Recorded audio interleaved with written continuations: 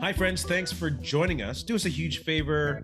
Smash that subscribe button. It helps the channel grow, helps us spread the word. We can't thank you all enough for your support. Benny, where can they find us on social media?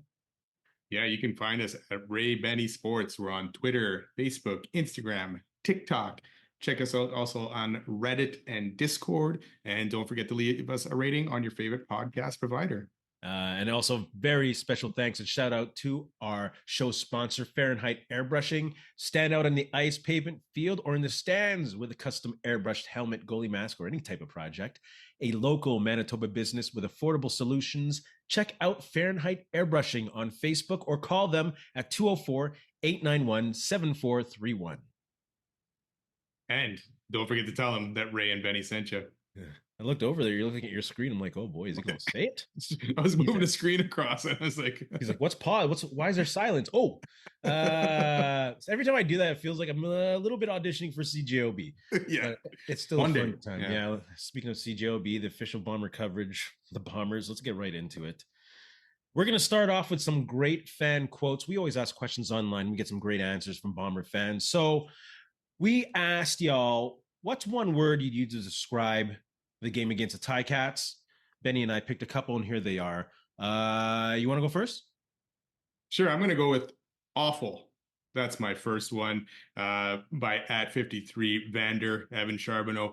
And I got to agree with that one. I mean, it was awful. I mean, it had moments of, hope. And I know the score ended up being a little bit closer than probably what that game really was. But in the grand scheme of things, watching that offense, it was awful. And, you felt bad for the D, who was playing a very good game, holding Bo Levi Mitchell to really only field goals. But in the end of it, the offense couldn't get it done. That was so awful. Oh, the first one I'm going to take is from Reddit, from Captain Jen B. Shown contract killed us. I love how they just smashed it together in one word. Like, this encapsulates the decisions made and the tone of the offseason. Letting key pieces go, not quite making the right decisions. The offseason was a bit of a joke altogether. Like, February 4th, we didn't hear, or no one heard specifically who the OC was until then, a week before his free agency officially started. Like, even listening to Coach O'Shea tonight, his comments about the game, again, not good enough, putting it on all three phases of the game. It's got to turn for us sometime. No, there are not enough horses on this team for it to suddenly turn. And I know it's a radio show and he's probably not letting on, but that's not a good perspective for me to hear as a Bomber fan, that it'll turn for us sometime. I don't know. That's not Coach O'Shea that we're used to. I mean, you're waiting. What are you waiting for? What's gonna make it turn? Exactly. Obviously the players, the coaches, they're gonna have to make a turn. It's not gonna just all of a sudden turn. I know last year it worked out. Yes, they lost the Grey Cup, but it worked out. The season went better as the season went on. But right now they are struggling to find that footing. Whereas last year they got on a roll. And how many games did they win in a row last year? 7. So yeah, so it's something not really happening this year. No. They don't have the horses, I'm sorry to say. I'll go next with frustrating on X, Twitter, whatever people call it, from Jets Girl. Man, it was frustrating not seeing them switch quarterbacks. Like, are you serious? Again, going to what Mike O'Shea, it's still a game and Streveler was the most prepared. Come on, this dude is how many years now in the CFL with a stint in the NFL? He is not prepared. It doesn't matter how much weeks he gets. He's only in 3 starts this year. That it's frustrating that didn't happen at halftime. Are you serious? Are you serious? Yeah, they're serious. I mean, like, I get it. You're going to rally around this dude. The team does rally around this dude. Defense played well. Special teams played well. But this loss almost falls squarely on Chris Streveler's shoulders with the turnovers and missed balls and horrible accuracy. I'm sorry. So the thing is, you say on Streveler's shoulders, but is it not on O'Shea's shoulders or whoever's making the decision not to switch quarterbacks?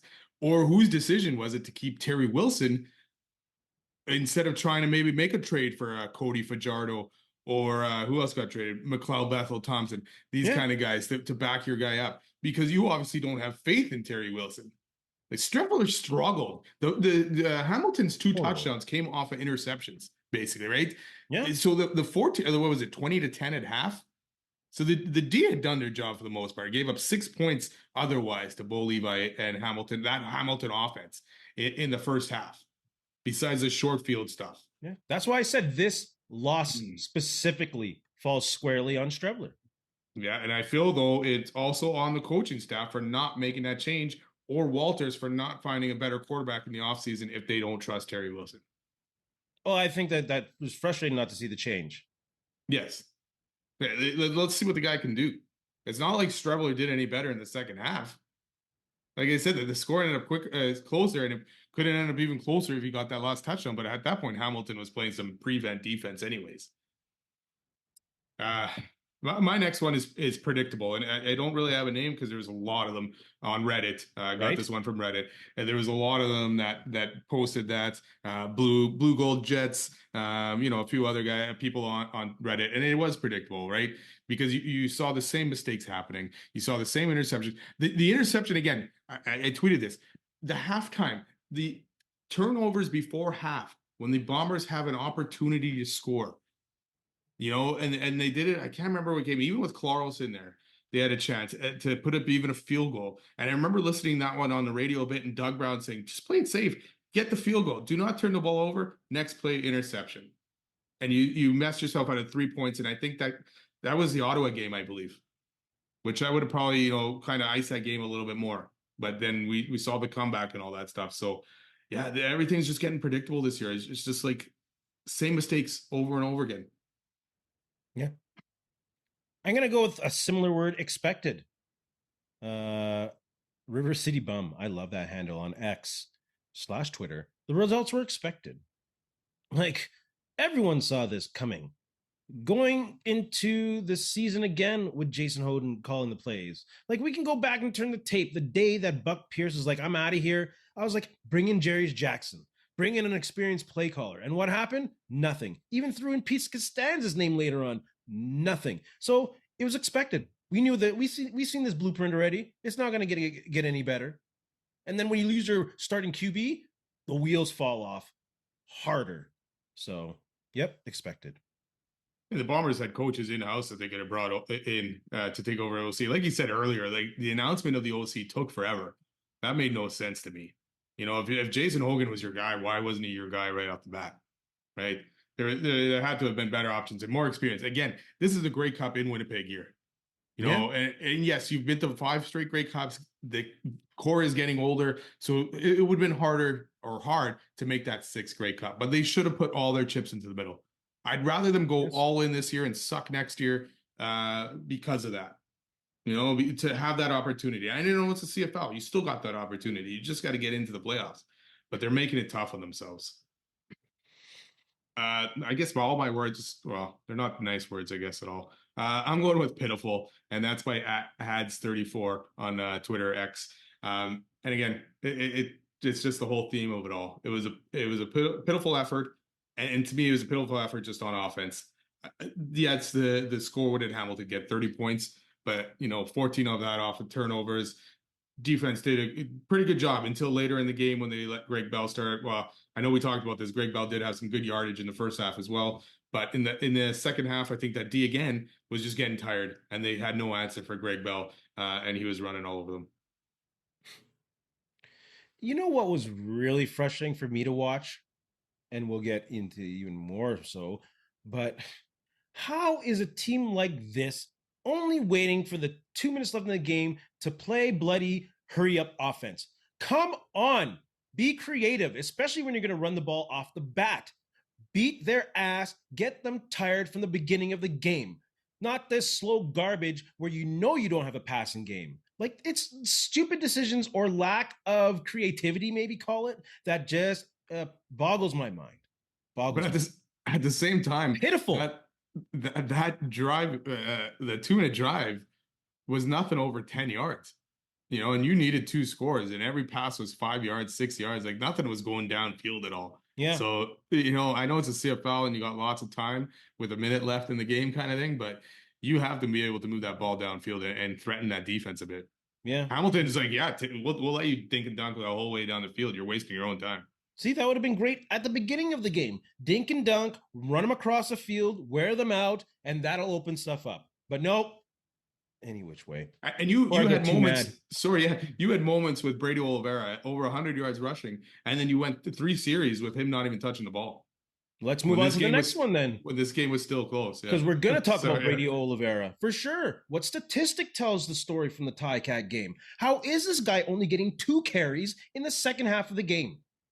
You have Is the that O what it line was? performing well, running the game. You have a QB struggling in the passing game. His accuracy is ass, turning the ball over. 2 carries in the second half. Are you kidding me? 4 touches in the second half. I didn't even I want to realize it was swear that so bad. badly, man. I want to swear so badly, but I don't Hold it want to in, turn the bro. children Hold it away. in. I don't want to turn the children away. It's crazy. Hold it in. I didn't Bombers are for realize the it was that children. bad. Holy, that's crazy. What's your statistic, brother? Well, I got to go with the good old time of possession, which was well in favor of Hamilton at 30, almost 35 minutes to 25 minutes. Basically, that's a 10-minute spread, right? And like you say, Winnipeg needed to hang on to that ball. And how are you going to do it? With Brady Oliveira, especially in Preach. that second half. The guy was having a wicked game. Yes. Fantastic game. And we knew going into this, Hamilton was susceptible against a run. Like we talked about that, right? And hey, the Bombers are doing it. But that's the thing. The play calling in the second half, like we talked about, predictable. It gets bad. And it's just Yep. like they have no answer for what they're doing. And it's like you say, yeah, Hogan wants a chameleon type offense. It's dude, stick to the offense that's working. There's no need to change it. Brady Oliveira was that guy. You're forcing Streveler to throw, and he's throwing some awful throws. Oh, So use Brady. If you wanted to come back in this game, use Brady. dude can't hit a slant. I'm sorry. He can't No. hit his receiver to keep running with the ball. It's always behind the dude. Do you Why? think? Okay, so obviously Streveler's legacy after that first Grey Cup was huge, right? Is Yep. this now going to put a damper on Streveler's legacy in Winnipeg, or will we end up getting to that point going, it didn't end well, but it started great, kind of thing? The only words that I can explain it right now is flash in the pan. Yeah, I mean, I feel bad for ragging on the guy like this because, I mean, obviously he was a big part of the Bombers winning that first Grey Cup, but the trust and everything that they've had in Streveler, like, you Yeah. know, Sorry, I shouldn't say flash in the pan. That's my bad. Because he's playing a role that he should not be playing. yeah, If he was a yeah, short down, switch it up quarterback, I'm sure we'd be seeing a lot of the Trevor we saw in 2019. yeah. But you're the number 2 now. That's crazy. It's crazy. What's your number 1 takeaway from that Ticat game? We kind of talked about this, but I'm going to go with a couple of things here. Stubbornness and loyalty of Michael Shea to not make that change at quarterback. We Yeah. were getting it even with Doug Brown on Twitter, and he posted something about, okay, it's halftime. That's got to be it for Streveler. And then you see Streveler come back still in that third quarter, and you're like, wow, what is going on? How bad is Terry Wilson? How little trust do they have in Terry Wilson? And why is he still on this roster? Yeah. If you don't trust the guy to be able to go in and play for a quarterback who's struggling. That word loyalty is just hanging over the Bombers right now. And before I move forward with this, because I will mention his name, obviously condolences to Ted Govea's family and the Ticat family and the Bomber family and the Argo family and all the CFL families who this guy's had his fingerprints on. Sad story, passed away the morning of this game. But you talk about loyalty. Where was the loyalty to Ted Govea? Because obviously, right now, there's a big hole in the front office. Because before, there was no worry about depth and acquiring players and getting Canadian talent. What's different in the front office than has been in the 5-year run? That go there. Yep. And what did So, he do? What did he do? He went and grabbed the Bombers that were free agents, Liam Dobson, Kenny Lawler, and even Kenny Lawler was like, "You signed Dylan Mitchell before you talked to me," yep. kind of thing. So stuff like that. Ted Villiers saw these guys and he saw them day in and day out, and he's like, I'm going to go after those guys, and they're having a great season, Yeah. And the Bombers again, the Bombers had they were the class of the league in the O line when they were winning these Grey Cups. Now you're just instead of hanging on to these guys, Yeah. you're losing them, and it's just like dump the money at these guys. You dump the money at certain players, and you don't dump it at other ones. I don't understand. Yeah. Like this receiving core would be fine. Obviously, it would have been slower at the beginning of the year, but right now with Ontario Wilson, Nick Dembski, Kevin Clercius, they're pretty okay. So really not, we're going to question that Schoen signing just like we did with the first quote. Right now, that money could have been used to keep Dobson. Yeah, you know what? As much as I loved having Kenny Lawler here too, Dobson would have been the guy I kept out of all those guys. Like that is a staple of the CFL front office. You invest in Canadians, especially if they're prime O linemen. And that's what Kyle Walters did when he got in here, right? That cupboard was bare. Joe Mack freaking didn't even fill that cupboard. He didn't fill that cupboard at all. And Kyle Walters built that thing up. So it's like, why at this point are you not keeping them when you're drafting them? Yeah. Yeah. Ugh, angry. And there's the rumblings online from people who have zero sources, I'm pretty confident in saying, that they believe O'Shea is really running that front office. He is, at the end of the day, making those personnel decisions. Is it true? I don't know, but there's rumblings. Yeah. There's rumblings. And that's what we are. We talk with fans and we have fun with fans. So I can care less about real sources, but that's a talk. Yeah, we had some good Twitter banter going on in that last game. It was kind of fun. Yeah, hopefully next time they win, it'll be more fun talking if they win. Jeez. Well, they're beating Ottawa this weekend, right? Oh, Laura, let's wait for them. Don't do that, especially this year. Other Bombers in the market for a quarterback, and who would be the best possible realistic target? I actually didn't give my number one takeaway. The Bombers need to fix their roster. They need to fix their roster. That's what they need to do, and we can move forward on that. Oh no, we're not going to move forward. They need to fix their roster with free agent and whatever acquisitions. Like this is crazy. This is crazy. Their O line is suffering. And like I said last week, can they do that now? Why not? They can pick up free agents or anything. Like, come on, are you telling me they would have to do some serious, like I said last week, roster shuffling in regards to the ratio? They would have to make some tough decisions. What's up with Eric Lofton? How injured was this guy that they didn't know he was this injured going into the season? He's had injury issues even before coming into this season. I know, but were you not prepared? Like Randolph has played well prepared. For Lofton. Randolph has been fine for Lofton. He's not the issue. It's the inside of that line that has been terrible. Yeah. From center to guards altogether. And Randolph could have fit somewhere else there if he knew what was going on with Lofton at least or something. I don't know. It's weird that this guy has pretty much missed. I think he played one game, or did he even play one game? This is crazy. Yeah. Unprepared, exactly. They were not prepared. Should the Bombers be in the market for a QB? Who would be the best possible and realistic target? I don't think they will be in the market for a QB, to be honest with you. They should be, because Zach Collaros can go down at any second, and Dustin Crum should be the one that they're looking at, because Ottawa's probably going to be out of the playoffs, and he's a huge upgrade over Streveler. They would have won the game if Dustin Crum was playing for them. I'm also willing to put money on that. So that's who I'd say. Is there a way to get Drew Brown back? I mean, Drew Brown was healthy and didn't end up playing in that game. So then we might as well get ready to play Wilson, because he might get hurt again. Yeah. I mean, for me, it was before, I guess, the weekend games. It was Arbuckle. Now he's injured. And a lot of people saying, well, why would Toronto trade the guy with the most yards in the league? You got Chad Kelly. He's coming in, and Chad Kelly's going to get that ball back as soon as he's ready to play. And it sounds like Toronto is actually good with Jared Doge, coming in and feel comfortable with him. So that makes kind of Arbuckle expendable. So to me, yes.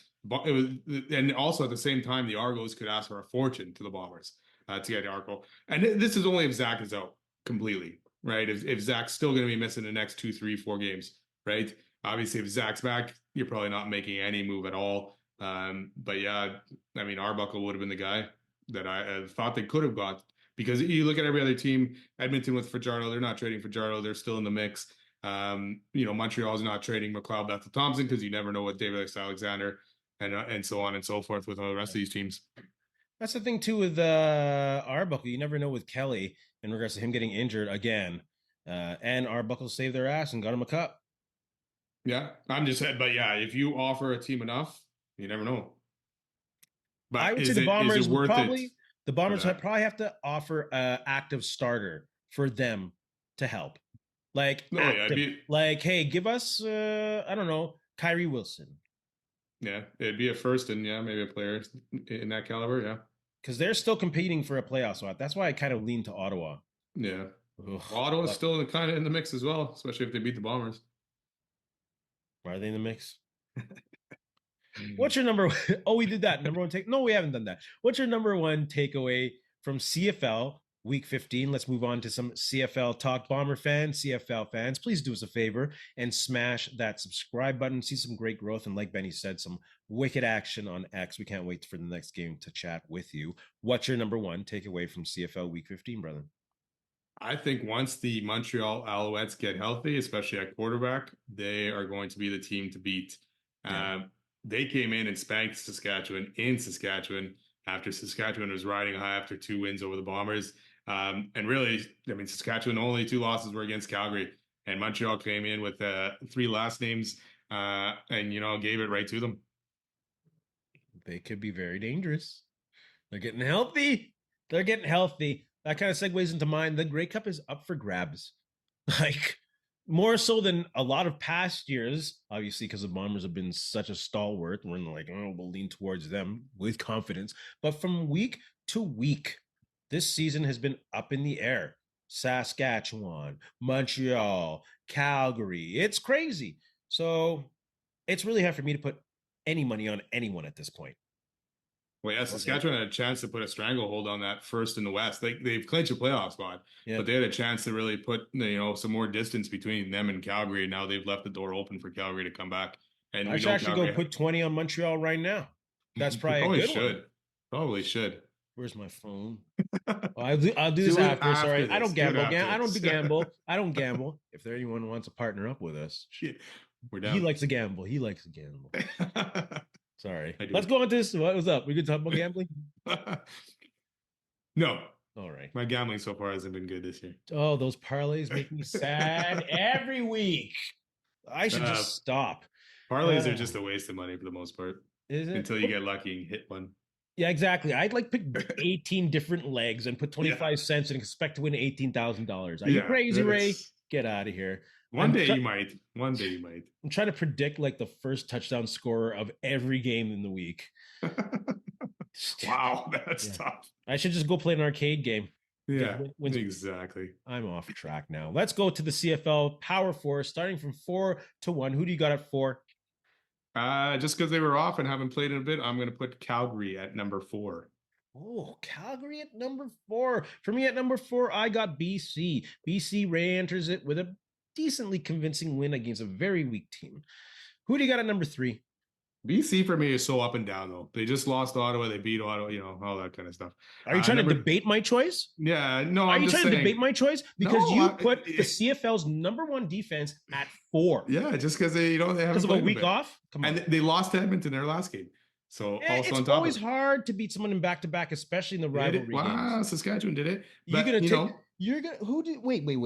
Who? So I'm not debating yours. I'm just saying BC has been like Jekyll and Hyde. Some weeks very good, some weeks very bad. That's why they're at number 4. Yeah, no, I'm not debating that. We've had the Bombers at 4. I just wanted to throw a comment in there. And I'm not allowed to comment back. Jeez. Who do you got at 3? This will be I'm going with Montreal. We agree there. Yes. Yeah. Because they beat the best team in the league still, and Montreal still had their backup QB in there.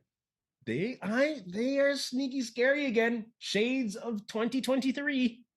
And they not only did they beat the best team in the league, they handled them pretty freaking good. Yep. It was fun to watch. Yes. It was fun to watch Saskatchewan Rough Rider fans. I don't care what you say. Yes. I also have Montreal at 3. Who do you got at 2? You know who I got at 2? I'll go first then. I got Okay. Calgary and their number one defense because you know me, I love defense. Defense win championships, so I got Calgary at 2.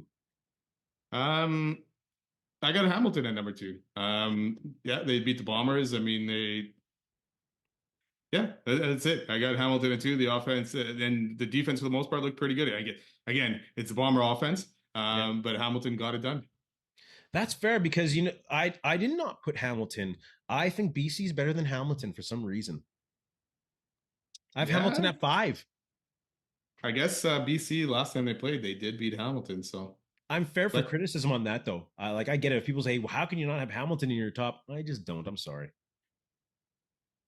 I'm sorry. I don't agree with you, but we'll That's live. fair. That's fair. Like I said, that's fair. I'm ready to get roasted on that. Who do you got at number 1? Saskatchewan still sits there, even though they ended up losing to Montreal, and we'll see. Is this the beginning of their downward spiral? We'll see what happens. Like 48 points Montreal put up on them. Yeah. For Bro. Diaz, that's been pretty good this year for Saskatchewan. That's hilarious. I got Saskatchewan also at number 1.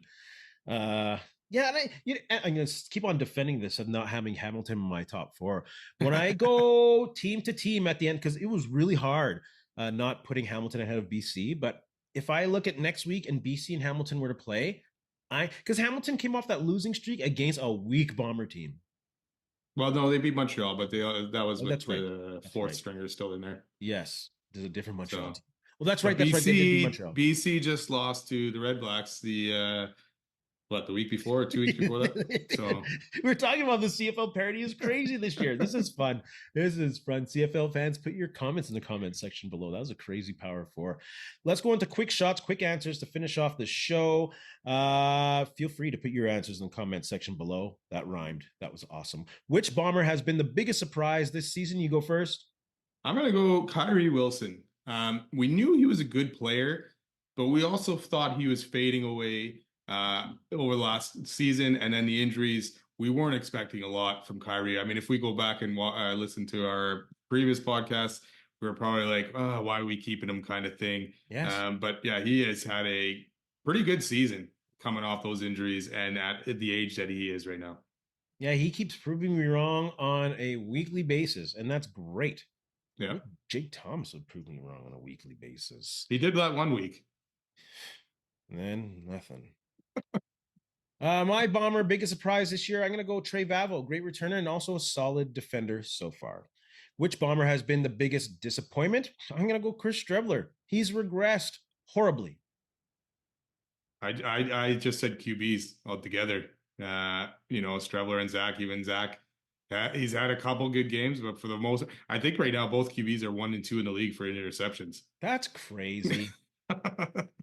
So that to me, I'm just going to confirm that right now. But that is wild. Yeah. If that is the case, Like the O line has been a disappointment. But oh, sorry. Arbuckle is number 1, Valeros is 2, Strebler is 3. Fair. So I was wrong, but the O line has been a disappointment this year. But let's go back to that word expected. It was expected. Yeah. Who is most likely to miss the playoffs in the West? Yeah, I'm going to break my own heart. The Bombers. They're on a 3-game losing streak right now. They are trending downwards. I might have agreed with you if the Elks would have won, but because the Elks blew that game, what do they have? 5 interceptions? Yeah. 6, whatever, 6 they blew that game. Totally. They're in a driver's seat if they win that game. So I'm still sticking with the Elks and ended up missing the playoffs. And in the East, Ottawa, I guess. Unfortunately, I'd love to see the Red Blacks make it. I'd love to see Bobby Dice do it, but I think the Red Blacks are the one. Yeah, I don't think an argument can be made against that. Who's the most dangerous team in the CFL? I'm going to pick them because, again, like I said, I'm a defensive dude. I really love defense. I buy into defense wins championships. I'm going to go with Calgary. That's a good choice. I'm going to go with Montreal because I just said earlier, I feel like when they're getting healthy, I feel like that defense could be a top caliber defense if they're getting some help from that offense. Yeah. And Davis Alexander to me looked like one of the better quarterbacks when he was playing. So I'm going to go with Montreal. And if MBT can play without mistakes, he can be dangerous still. Obviously, he just showed that when he's not injured. He had that elbow treated, and what happened? He's doing good. That guy is so all over the place, though, right? I Next week he's know. gonna throw 7 interceptions. I know. I know. I think that would be a really great Grey Cup. Calgary, Montreal. Yeah, You know? I mean, sure, I guess. I'd rather have Winnipeg in there, but Well, not I'm holding my kind of breath being anymore for that one. realistic. I'm kind Yeah, of I'm being not holding my realistic. breath anymore for that one. Well, of course, I'd love to be there and Bombers win at home, but man, I'm losing hope. Bomber Yeah, fans. this is a make or break game coming up for them, really. Oh, yeah. We'll get into that in our next episode. Bomber fans, put your comments in the comment section below. Don't forget to tune in for our pregame. Let us be a part of your pregame action. Smash that subscribe button. Benny, what do you got to say to our friends? You know what? Just thanks a lot for listening. Don't forget to subscribe and follow. And I guess we'll do this later in the week, but go Bombers, go. And in the famous words of Mike Tomlin, don't blink. I don't even know what that means right now. Try not to blink. Good night. Hey, friends and neighbors, don't forget to check us out online on Facebook, TikTok, Instagram, and Twitter at Ray Benny Sports. And don't forget to check out our YouTube channel. Leave a like, leave a comment, tell us what you think.